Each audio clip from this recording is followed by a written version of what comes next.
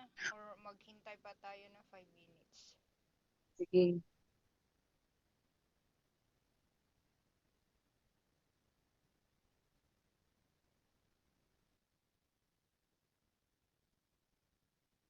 Pati si Reyna, wala pa. Ha? Si Reyna. Oo nga eh.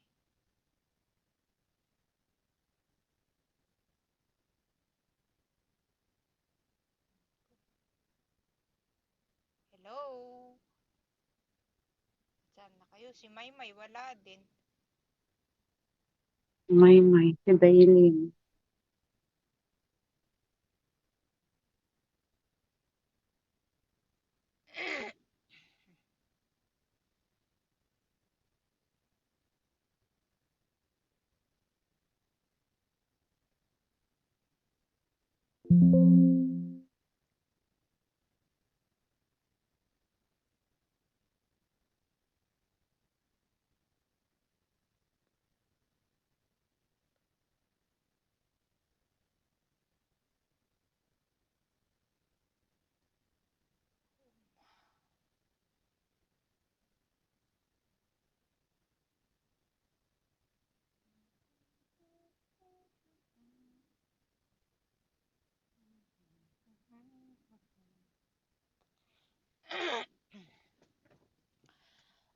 Mag-pray ka na, Ate Maricel.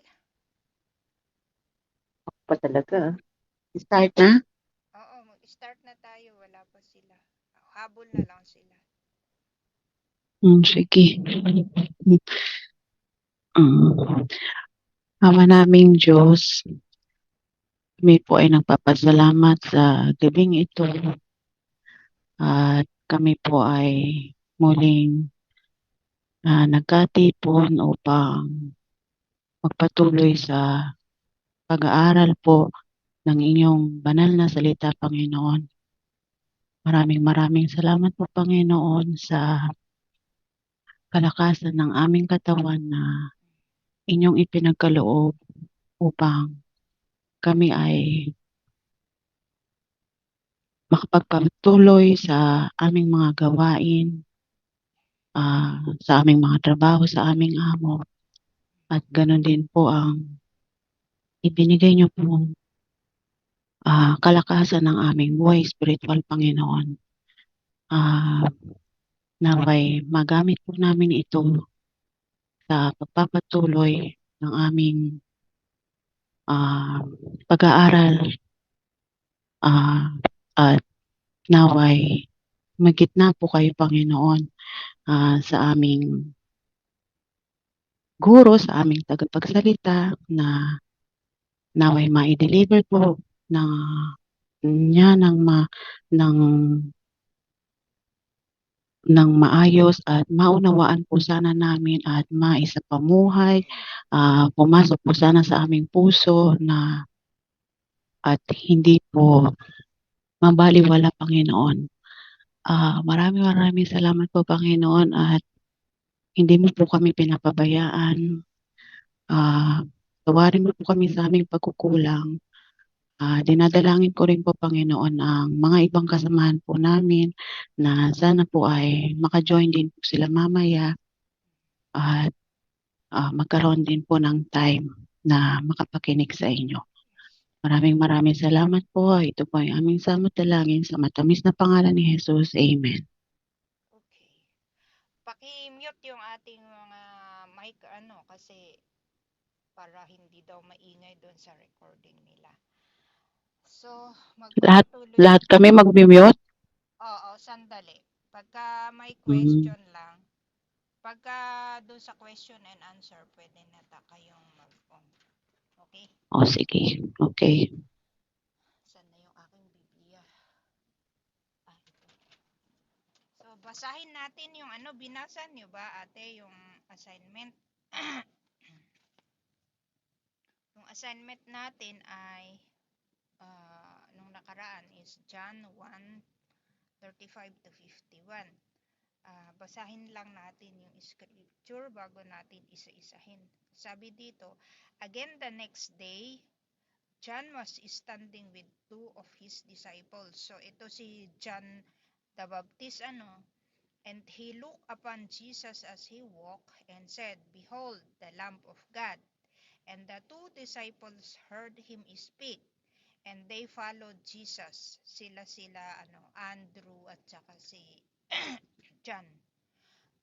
John, yung, yung author neto. And Jesus turned and beheld them following, and said to them, What do you seek? And they said to him, Rabbi, which translated means teacher. So yung rabbi sa Aramaic, teacher ang ibig sabihin nun. Where are you staying? He said to them, Come and you will see. They came therefore and saw where he was staying, and they stayed with him that day, for it was about the 10th hour. One of the two who heard John speak and followed him was Andrew. Ito, yung kasama ni John. Simon Peter's brother. He found first his own brother Simon and said to him, We have found the Messiah, which translated means Christ. He brought him to Jesus. Jesus looked at him and said, You are Simon, the son of John. You shall be called Cephas, which translated means Peter. The next day he purposed to go forth into Galilee, and he found Philip. And Jesus said to him, Follow me. Now Philip was from Bethsaida, of the city of Andrew and Peter. So magkababayan si Philip, si Andrew at saka si Peter. Philip found Nathanael and said to him, We have found him of whom Moses in the law and also the prophets wrote, Jesus of Nazareth, the son of Joseph. And Nathanael said to him, Can any good thing come out of Nazareth? Philip said to him, Come and see. Jesus saw Nathanael coming to him and said of him, Behold, an Israelite indeed, in whom is no guile. Nathanael said to him, How do you know me? Jesus answered and said to him, Before Philip called you, when you were under the fig tree, I saw you. Nathanael answered him, Rabbi, you are the Son of God, you are the King of Israel. Jesus answered and said to him, Because I said to you that I saw you under the fig tree, do you believe? You shall see greater things than this. And he said to him, Truly, truly, I say to you, you shall see the heavens opened and the angels of God ascending and descending on the Son of Man. So, yun yung ating pag-aaralan ngayon. Isa-isahin natin yung ayan, kwento.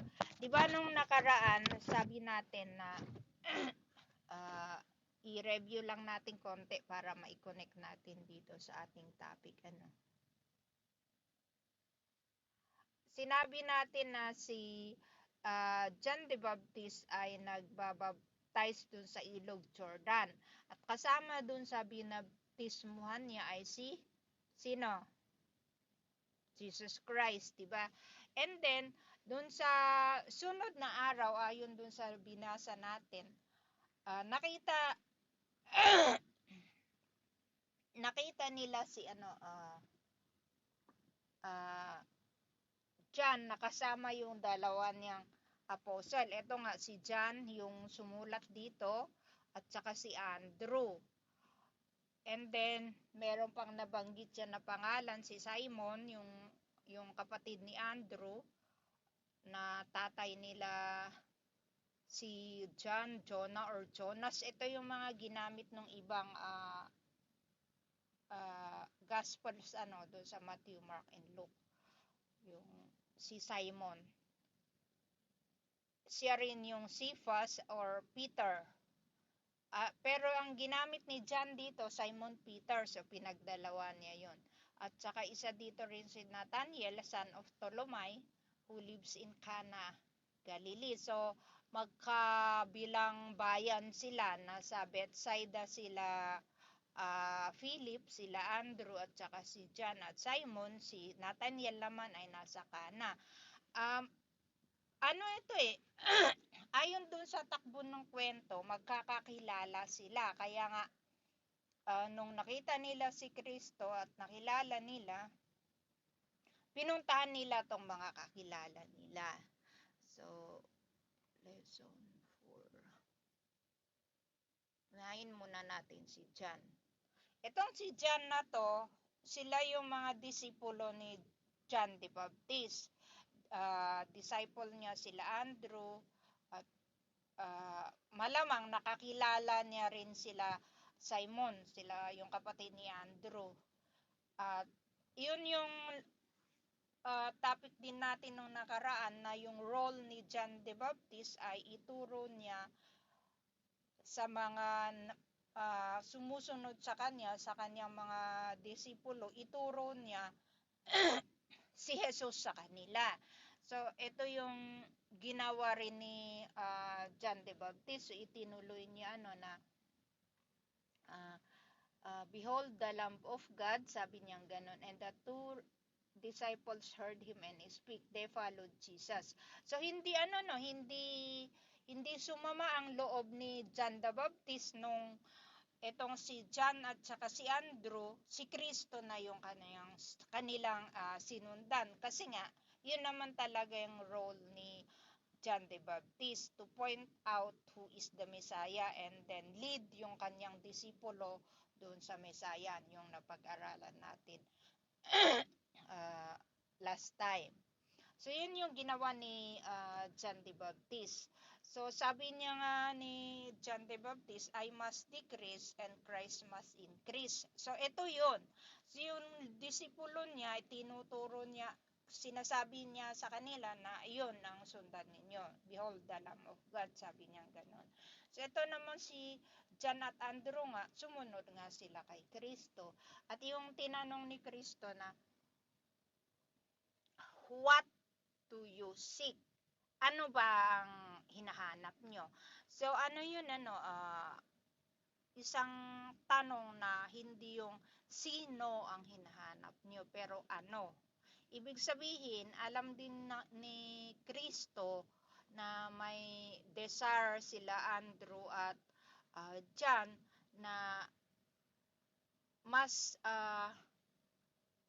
makilala pa nila na yung Messiah, makilala nila yung Messiah. So, yun yung parang thought-provoking na tanong ni Kristo. Ano ba kailangan nyo? Sabi niya ganun. Pero hindi naman nila sinagot yun. Ang sagot din nila, saan ba kayo nakatira? Na ibig sabihin lang nun, gusto pa nilang makilala kung sino si Kristo. Diba? Ganun din tayo pagka interesado tayo dun sa isang tao, na yung interesado tayo dun sa sinasabi niya, nagtatanong tayo kung ano yung saan siya nakatira, ano ba yung mga ginagawa niya, ano ba yung mga tawag dito, mga yung anong tawag doon, yung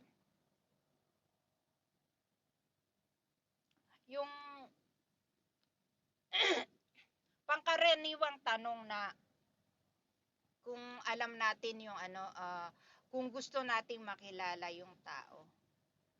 So, yun yung kanilang ginawa.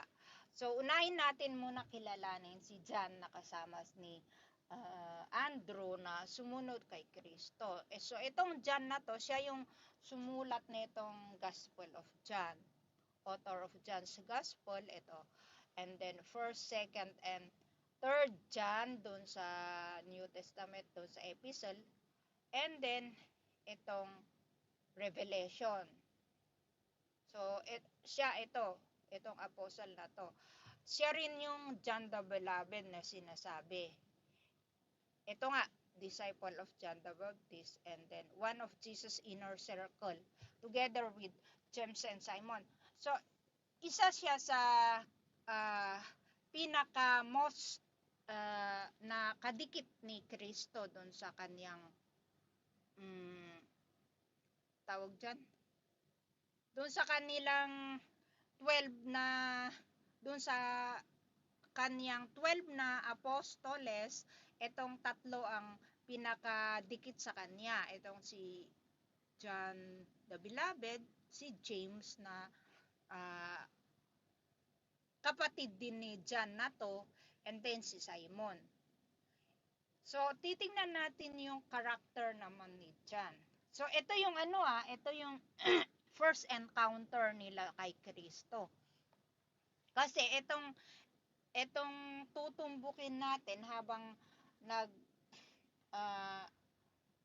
progress tayo sa kwento, makikita niyo yung pagbabago rin ng mga apostles niya. So ito sila, yung first encounter nila kay Kristo, siyempre hindi pa rin nila kilala si Kristo, and then hindi rin nila masyadong naiintindihan kung ano yung sinasabi ng Old Testament tungkol dito sa Messiah. So ito yung character ni John nung siya ay bagong mananampalataya kay Kristo. So aggressive siya, intolerant, reckless, influenced by ambitions. Bakit natin nasabi to?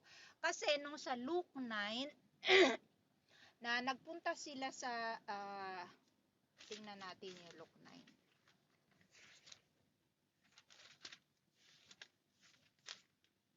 Luke 9:54. Ito, sabi dito, and when his disciples James and John saw this, they said, Lord, you want us to command fire to come down from heaven and consume them? So, itong yung mga Samaritans, yung kwento kasi dito sa Luke, yung mga Samaritans, nung papunta sa Jerusalem sila, Jesus, ayaw nilang tanggapin si Kristo. Ngayon, naasar itong John na to, at saka si, sino yung kasama niya? James, sabi niya, Panginoon, gusto niyo bang utusan natin ang apoy mula sa langit at sila'y tupukin? So, yun ang niya. And then, ang sinabi nila. So, hindi pa na-develop yung kanilang pagiging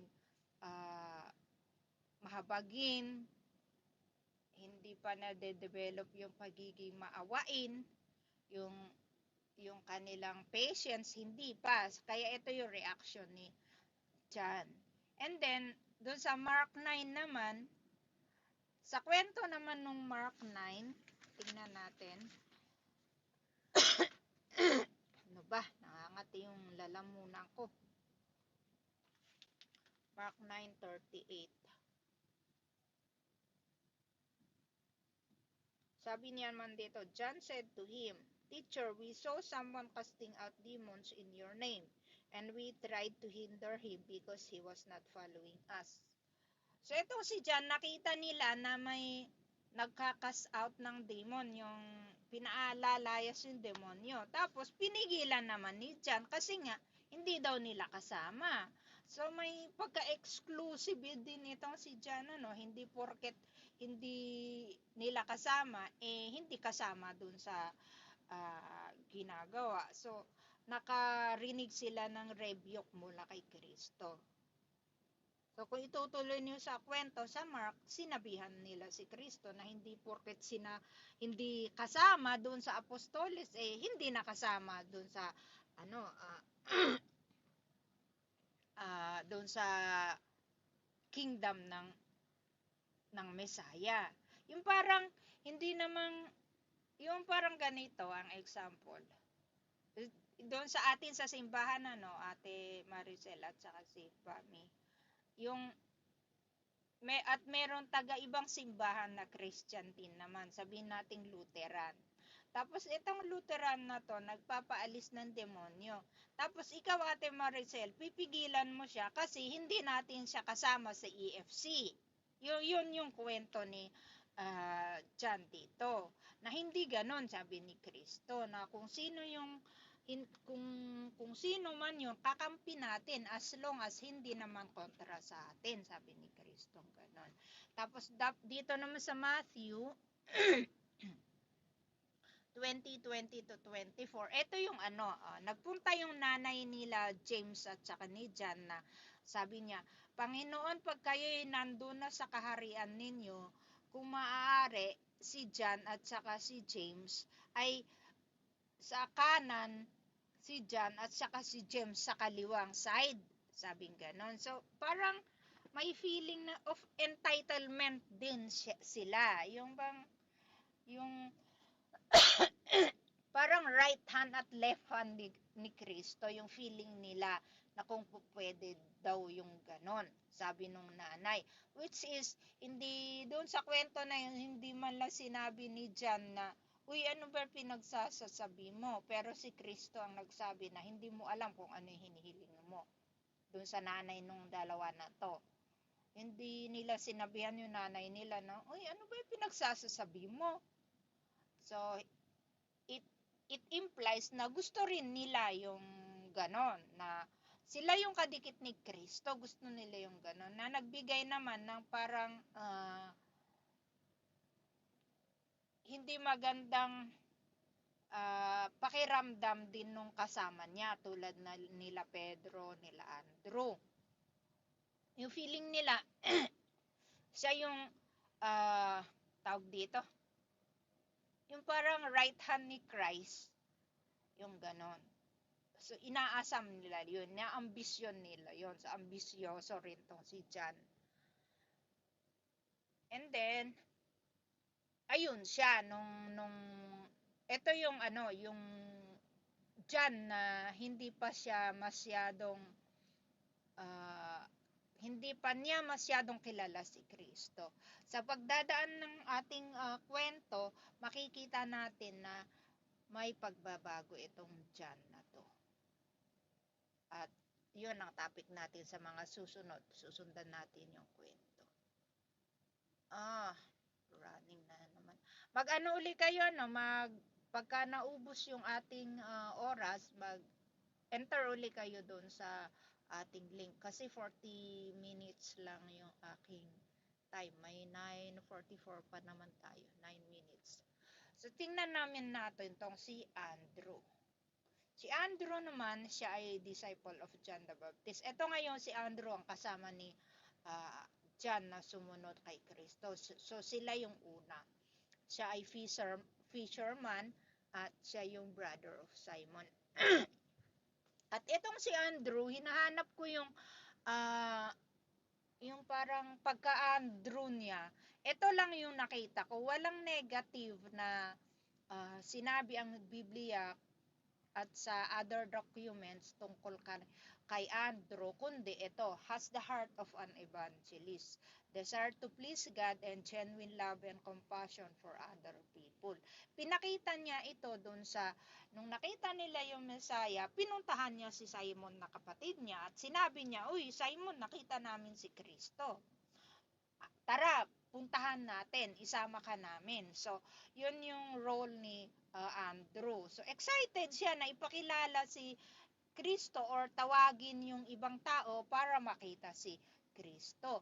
And then, doon sa kwento ng John 6, madadaanan natin to sa mga susunod, found a young boy with loaves and fish and brought him to Jesus. So, siya yung nakahanap din nung nandun sila sa hill, walang makain pero hindi pa rin umaalis yung mga tao. Itong si Andrew ang naghanap ng makakain na, ito nga, nakita niya yung baon ng bata and dinala niya doon kay Kristo.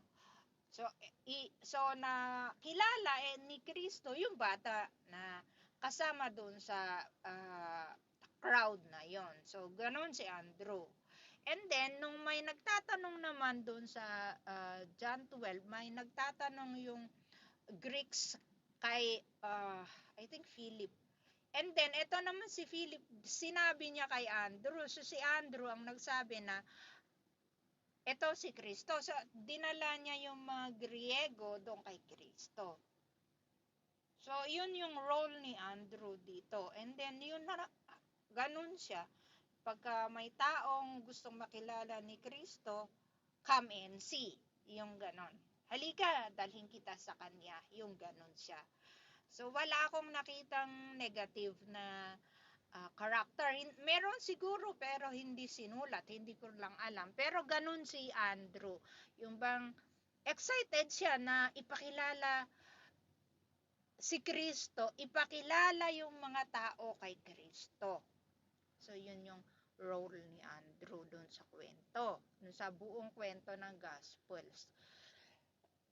At ito naman si Simon or si Cephas or si Peter, na si Jesus mismo ang nagsabi na ikaw ay Pedro, ikaw ay Cephas. Siya yung author of 1st and 2nd Peter doon sa New Testament. And then siya rin yung foundational leader of the apostles, yung sinabi sa last part na dyan na Simon, do you love me? Feed my sheep. Pero sa last part na yon. At saka, syempre, married siya kasi nga, ang kwento dito sa malalaman natin ay meron siyang biyenan. So, pagka may naririnig niyo si Peter ang first pope at ang pope ay may asawa, hindi totoo yon kasi hindi magkakaroon ng biyenan ang isang tao kung wala siyang asawa. So, ibig sabihin, married si Simon. So, hindi totoo yung claim na si first pope na si Pedro ay hindi totoo. So, yun na yung kwento ni Pedro dun sa kanyang pagkatao. Tingnan naman natin yung kanyang karakter. So, si Pedro may diferensya rin, siya ay padalos-dalos, impulsive, unstable, overeager, brash, at saka impetus. Kung makikita natin yung kwento ni Pedro, siya yung taong ang bilis umuo. Tapos siya rin yung taong oo, sasabihin ganun, tapos aayaw din. So, in and out si Pedro. Yung taong nagpapadala sa feelings. Hindi niya iniisip na mabuti yung kanyang gagawin. So, ang nangyari, nung huhulihin si Kristo dito sa John 18, di ba tinagpas niya yung tenga ni Malchus? Etong si Malchus ay alalay ng isang high priest. So, hindi nag-isip si Pedro, bunot agad nung kanyang itak or kutsilyo, then tinagpas yung tenga ni Malchus. So, ganun si Pedro, impulsive nga. Ito naman sa Matthew 16:22, sabi ni Kristo doon sa kwento niya, sinasabi niya na ako'y mamamatay, ipapako ako sa krus. Tapos sabi naman ni Pedro, ay hindi pwede. So, ganon si Pedro, pinipigilan niya si Kristo. And then, dito sa Matthew 26, nakukwento rin dito yung nag-uusap sila. And then, sabi din ni Kristo na lahat sila iiwan. Sabat naman itong si Pedro, sabi niya, aalis sila lahat pero hindi ako aalis. Kahit anong mangyari, hindi kita iiwan, sabi ni Pedro ganon. Tapos, yun ang sinabi niya. Tapos pagdating dito sa Luke, nung trial na ni Kristo, nag-deny naman siya. So, saan ngayon yung hindi niya iiwan ng Panginoon? Tinatuan niya nga 3 beses pa. So, ganun si Pedro, hindi niya pinag-isipan yung mga pinagsasasabi niya. And then, hindi ko lang nasulat dito, kung mapapansin ninyo, pagka yung sinasabi ni Jesus na, Simon, Simon, lahat ng pangyayari na yun ay it refers to the old character of Simon. Pero pagka sinabi ni Kristo na Cephas or Peter, ito yung bagong katauhan ni Pedro. So, pagka nire-rebuke ni Kristo si Simon Peter, pagka pinagsasabihan ni Kristo yung si Pedro, Simon ang tawag. Pero pagka ina-appreciate ni Kristo yung ginagawa ni Simon, Peter ang tawag. So, kasi nga, siya yung nagbigay ng bagong pangalan kay Peter. Matatandaan nyo din doon kay Abraham na pinalitan din ni Yahweh yung kanyang pangalan. Dati Abram ang kanyang pangalan, ginawang Abraham. At ito naman si Sarah, Sarai ang dati niyang pangalan. Pinalitan ni Yahweh din ng Sarah. So yun yung yun yung pinakapakita rin ni Kristo dito kay Simon Peter na to. Na merong meaning yung pagbibigay ng Diyos ng bagong pangalan sa kanila. Sa kay Peter, kay Abraham, kay Sarah, yung mga ganong example sa Old Testament, kay tawag dito, si Jacob, pinangalanan din na Israel. Yan, 1 minute na lang. Mag-out muna tayo. At pasok kayo ulit.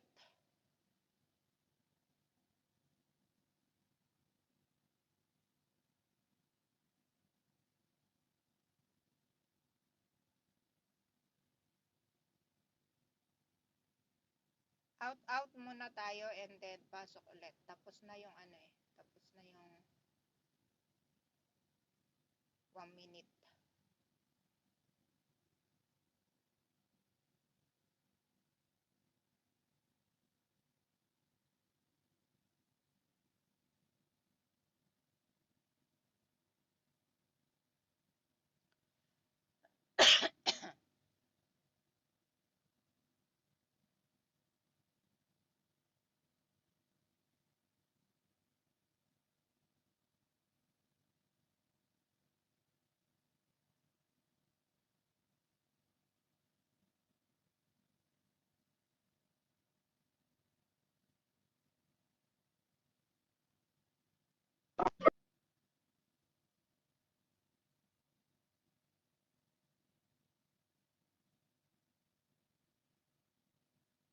Si Maymay.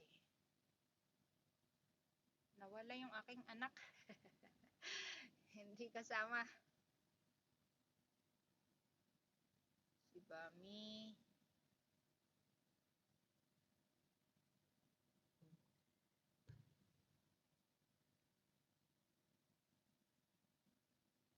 Hi Shaira. Welcome sa ating meeting.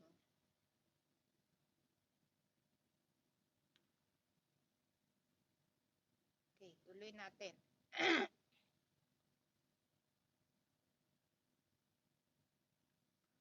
So, yon si Pedro. And then, punta naman tayo to si Philip. So, si Philip, kaibigan siya ni Nathaniel. Ito yung disciple din siya ni John the Baptist. At dito sa kwento, si Kristo muna ang nagpunta doon sa kinaroroonan ni Philip at si Kristo mismo ang tumawag kay Philip. So, ito yung paradox na sinasabi na hinahanap ng tao si Kristo, pero si Kristo hinahanap niya rin yung tao. Which is pareho lang na totoo naman. Ba si John? So, dito sa 43, sabi ganun, the next day he purposed, so, sinadya talaga ni Kristo to go forth into Galilee, and he found Philip. And Jesus said to him, follow me. So, tinawag ni Kristo mismo si Philip. Siya mismo ang nagsabi na follow me. Si Kristo mismo ang nagsabi kay Philip na follow me. Ito namang si Philip, siya naman ay pragmatic. ibig sabihin, practical siya. Realistic naman tong si Philip. Concerned more with matters of fact rather than what could or should be. So, uh, ano si Philip? Ano tawag dito?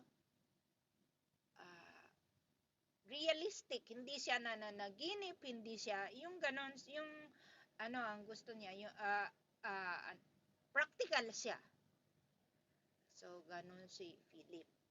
And then makikita natin yung makikita natin yung paglabas nung kanyang pagkatao sa kwento. Sa John 6, ito nga, nung naghahanap sila ng pagkain, nung sinabi ni Kristo na pakakainin yung mga tao na yung 5,000, mapapag-usapan natin yun sa susunod. Nagkwenta agad nagkwenta agad tong si Philip. Sabi niya, aba, ang mahal ng ng halaga ng pagkain ng 5,000 tao. Siyempre, realistic nga si Philip Kwenta agad siya, ganon. At tinignan kung saan sila bibili. Yung ganon.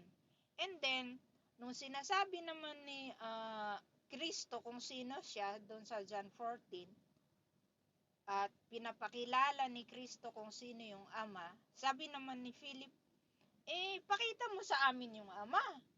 So, ganun si Philip, yung hindi mo siya mauuto kasi, siya, realidad ang gusto niya. And then, ito naman sa John 12, so, dahil nga alam niya siguro na mas nga si Andrew napapansin niya na mas devoted si Andrew kaysa sa kanya, nung napunta yung mga Grego sa kanila, yung tinanong si Andrew ay si Philip, instead of kay Kristo niya sabihin mismo, si Andrew naman yung sinabihan niya. Tapos itong si Andrew ang nagdala lang ng mga Grego doon kay Kristo. So, ganon si Philip. Makatotohanan yung kanya. Siyempre nga naman, feeling ko, mas dikit si Andrew. Di kay Andrew ko sabihin na nandito yung mga Grego. So, ganon yung ni character ni Philip. Which is, pagka uulitin ko ito yung mga instances na lumalabas yung pagiging sila, yung pagiging self, yung sila, nakamukha natin na kahit sabihin natin mananampalataya tayo kay Kristo, meron pa rin yung lumalabas yung ating dating pagkatao.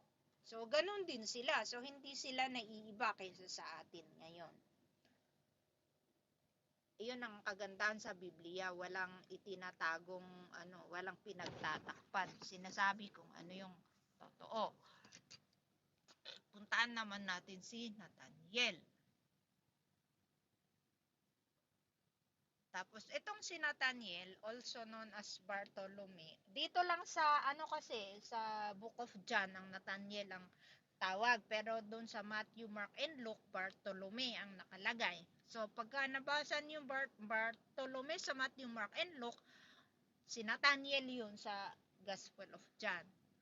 And then, from Cana, Galilee. So, kapitbayan nila Peter, kaibigan ni Philip. So, ito naman si Philip, parang si Andrew nga. Kaya nga magkasama rin sila si Andrew at saka ni Philip doon sa kasi doon sa pagharap doon sa mga Griego, madadaanan din natin yan.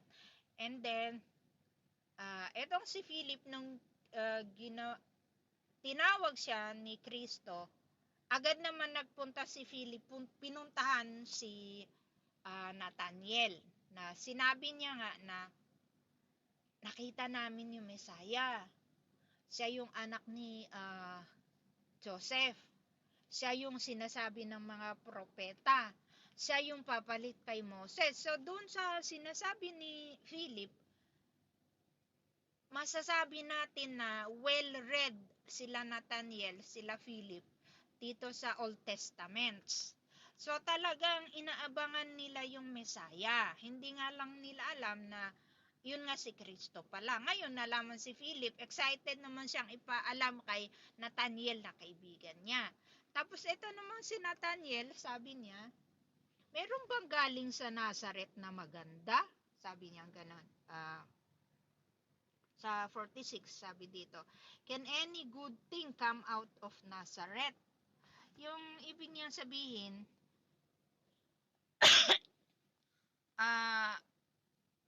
hindi ibig niyang sabihin. Ang ibig kong sabihin, ayun ang dapat kong sabihin. Ang ibig kong sabihin, hindi maganda yung reputasyon ng Nazareth. Yung parang sa atin, parang sa Tondo.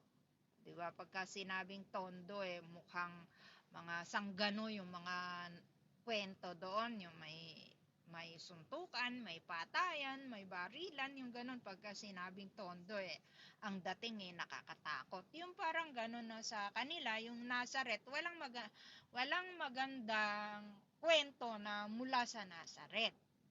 Kaya yun yung yung sabi ni Nathaniel na meron bang magandang galing Nazareth?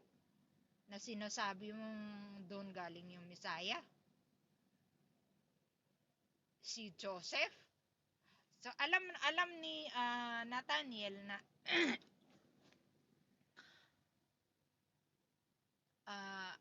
alam niya yung culture na sa panahon niya na wala ngang magandang kwento na nagmumula sa Nazareth. Kaya naman siya skeptic. Kumbaga anong tawag sa Tagalog? Nagdadalawang isip na paniwalaan agad si Philip doon sa sinabi niya. Tapos sabi naman ni Philip, come and see. Halika, tingnan natin. So, ganon na ginaya niya si Kristo. Si Philip, come and see.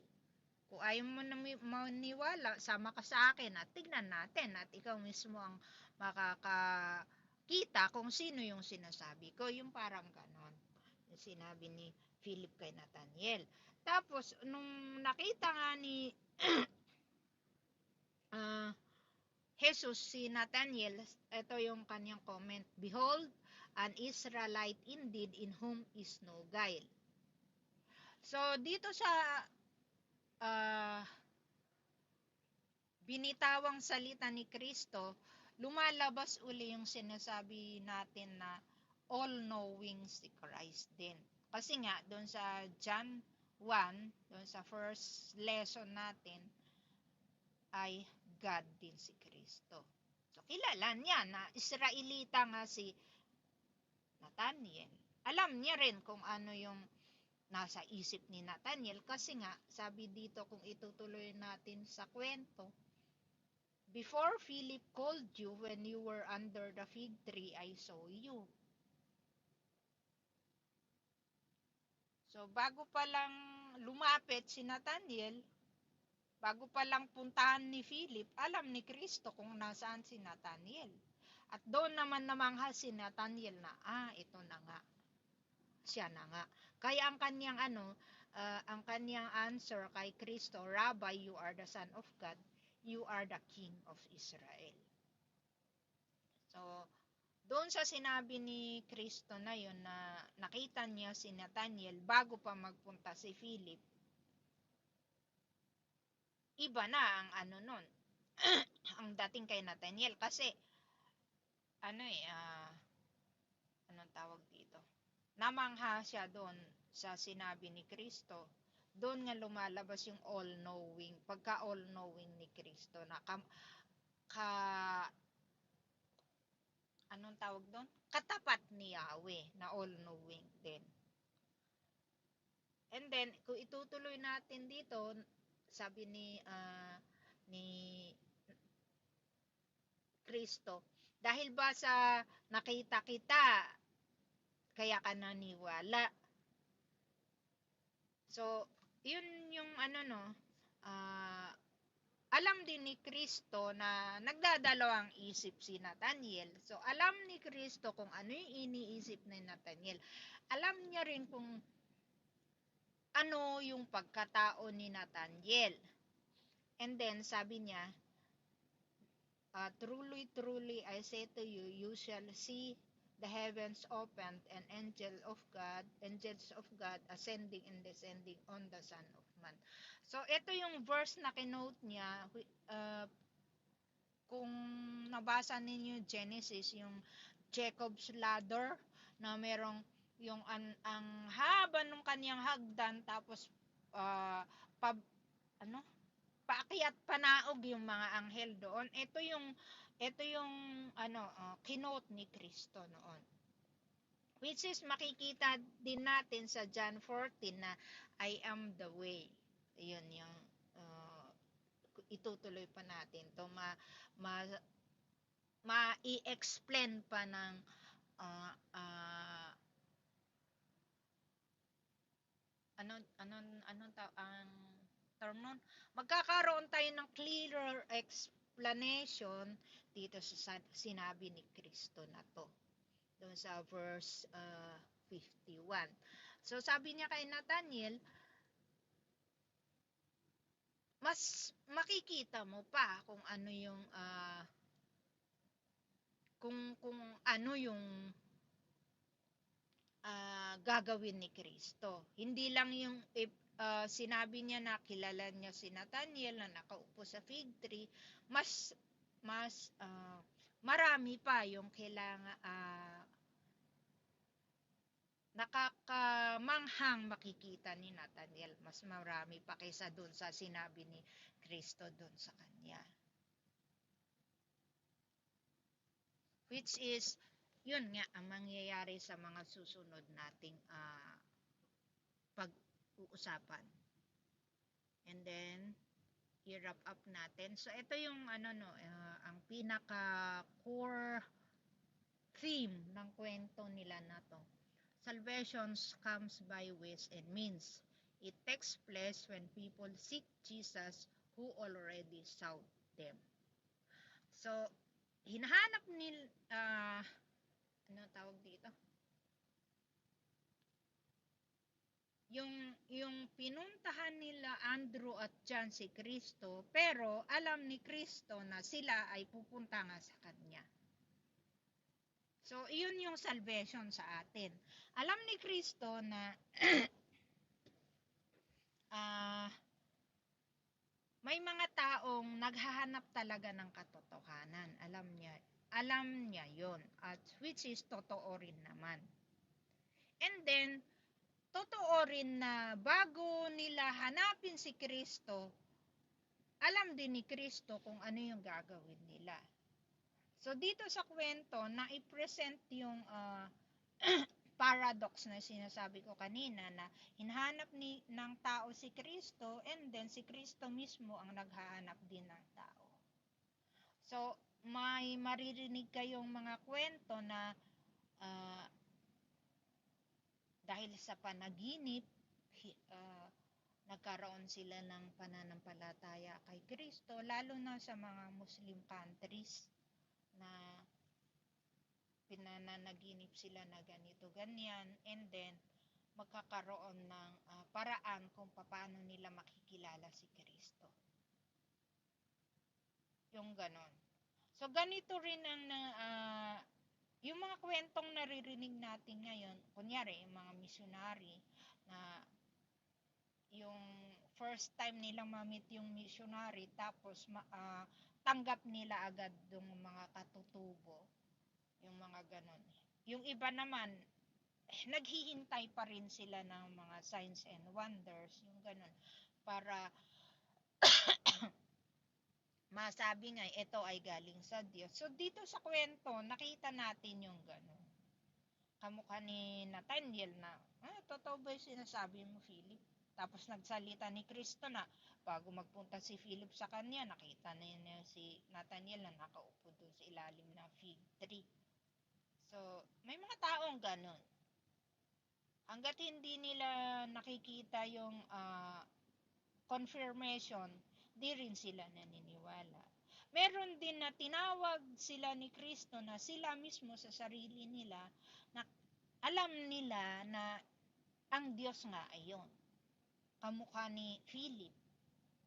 Wala naman nagpunta sa kanya para makilala si Kristo, pero si Kristo mismo ang nagpunta, hindi ibang tao.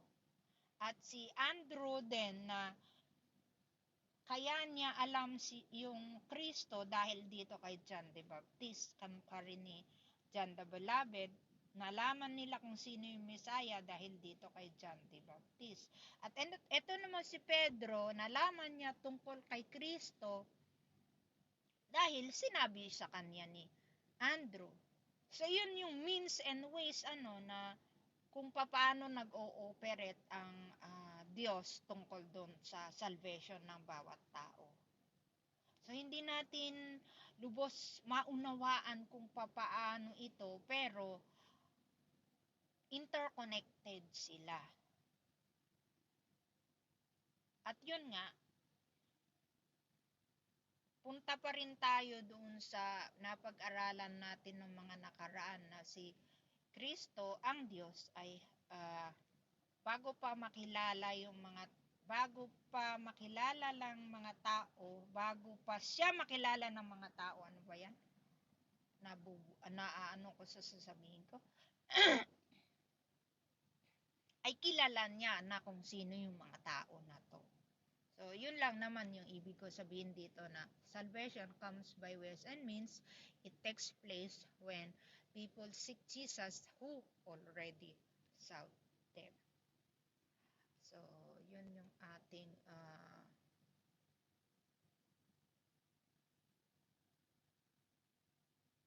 topic for tonight. So, bago tayo magpunta doon sa reflection questions, discussion muna tayo. Pwede na kayong magbukas ng mic nyo at magtanong.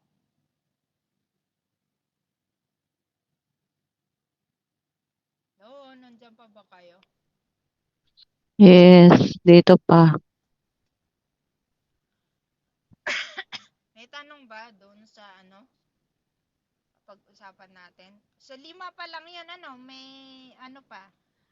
May 7 pa tayong kikilalanin. Pero makikita natin 'yan sa mga dadaanan pa natin. So dito sa ating topic ngayon, sila pa lang 'yun, 5 pa lang sila. Yung mga first apostles ni Christ. So, si John, si Andrew, si Peter, si Nathaniel, si Philip, at saka sino yung isa? Kalimutan ko na.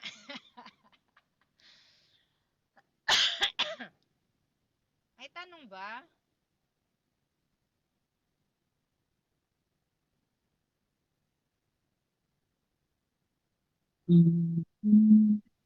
May tanong ba, ate? Hindi ko maintindihan yun sa yung sinabi mong yung tao hinahanap, 'di ba? Hinahanap ng tao si Kristo at hinahanap din ni Kristo ang mga tao. Ayun. Ayun nga, ayun yung yung sa English kasi paradox na sinabi. Totoo yun kasi doon nga sa kwento, I have found Jesus. Sabi ni we have found the Messiah, sabi nila. Pero Oh. ito nga, nagsalita naman si Kristo na kilala niya kung sino si Nathaniel. Siya rin mismo ang tumawag kay Philip, kahit walang nagsabi kay Philip. Sinadya niya si Philip na puntahan. Na parehong totoo na hindi naman magkakontra. Ibig sabihin nun, yung paradox na sinasabi is parang magkakontra pero hindi naman talaga. So yun. Kaya makakarinig kayo sa tao na sa ngayon natagpuan ko si Kristo nung ganito ng ganyan. Diba? Tapos sasalita naman yung isa, natagpuan ako ni Kristo nung ako'y nasa lugmok sa kasamaan. Natagpuan ako ni Mm. Kristo. Yung yung ibang kwento naman, sila ang nakatagpo ng katotohanan. Sila ang nakatagpo ng Diyos. Pero sa ibang kwento naman, ang Diyos ang nakatagpo sa kanila. So pareho lang 'yun. Mm. Ayon dito sa kwento rin, which is true din sa atin ngayon. And of course, it is all by the grace of God. Yeah. So, alin doon, kahit alin doon, parehong totoo yun. Kasi nga, Same lang. oo, unang-una, alam naman ng Diyos talaga kung sino yung Kanya. Makikita din natin sa mga susunod nating mga topic. Yung ganun. Yung all Mm. the Father has given me will come to me, sabi ni Kristo sa John 6. Kaya mahalaga na isa-isahin natin yung ah, sinasabi Kwento. dito. Oo, yung kwento. Kasi Mm. makokonek ito sa mga susunod nating mga Pag-aaral. pag-uusapan. Oo, kaya Mm. tatandaan ninyo yung mga apostles niya, yung si Pedro, si Juan, yun nga, si Bartolome, si Nathaniel yun. And then Mm. si Philip, si Andrew, tsaka yung iba pa. Si Andrew at saka si Simon, iisa. Si Simon at saka si Andrew, magkapatid. Ay, oo. Oo. Magkapatid. Andrew, Simon, oo, magkapatid. Yung Tama. ugali ni Andrew, opposite niya kay Simon. Makikita Ah, natin yan sa mga susunod. Magkakaroon pa ng overview lang yung ibinigay ko sa inyo tonight. sige, salamat.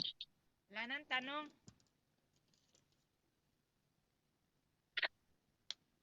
Wala na siguro, nakamute pa sila. Wala na. So, puntahan natin yung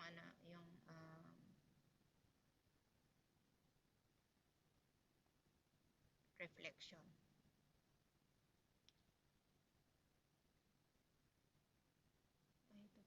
Ito.